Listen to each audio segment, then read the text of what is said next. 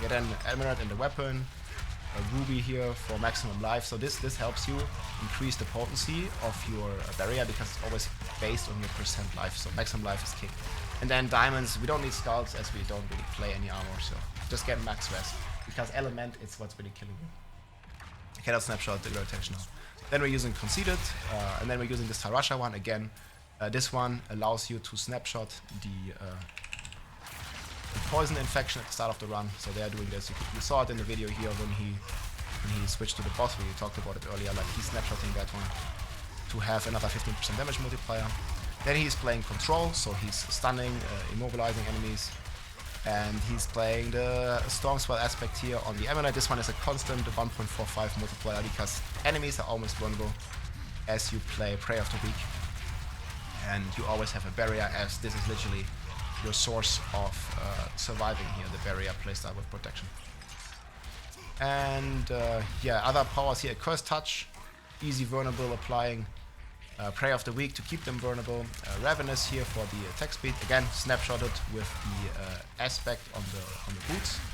The 70 or was it 75% movement speed after using evade. Plus domination here for stun. Again, this is the one you switch out for snapshotting. And feed the coffin here for extra mana and extra 1.1x damage multiplier. Then we have the skill tree. Elemental dominance here. Pretty good stuff. More DPS, always welcome.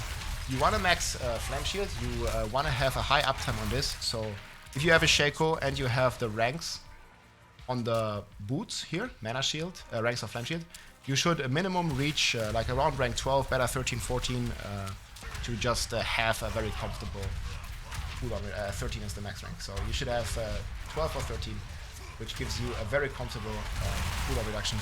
You can see here more ranks in Flame Shield actually reduce its cooldown. You see here, not cooldown, it increases the duration, so the duration goes up of your Flame Shield. Then we have teleport here. This one is almost permanent up with your overflow energy with the real snapshot. So you get a 30% damage reduction permanently, and you also basically are able to proc more barriers here in combination with your protection. At one point in the elemental attunement here. This is another cooldown reset, but you proc so many lucky hits that one point is fine to trigger it whenever it's up. The ice blades here, more cooldown reduction. And these ones you also spend a lot because you have the firebolt and ice blades enchantments, so you get a lot of ice blades.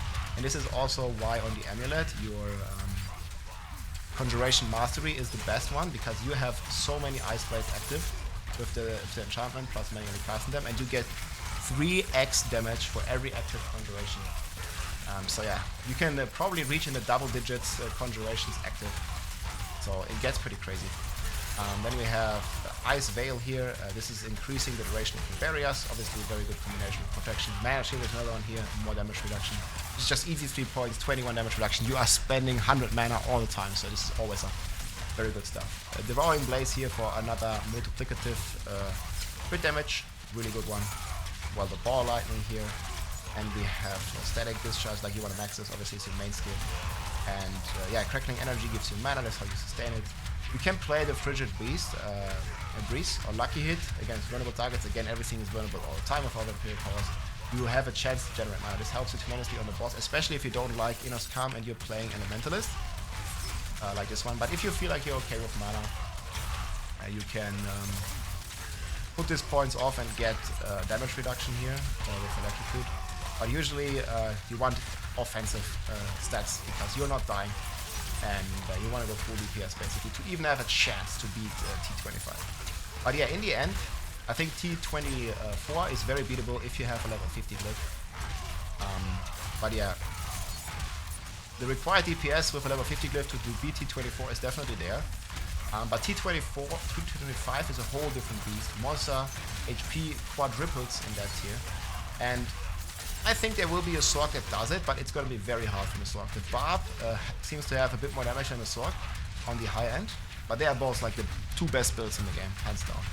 And yeah, in the end, I think we will see a 200 clear on the, level 25 clear on the Sorc. But if anyone wants to do it, like they have to have, I don't know, like at least level 180 plus glyph, like maybe closer to 200 for the sword to beat T25. It's gonna be hard. On the Barb, like about level 140, 150.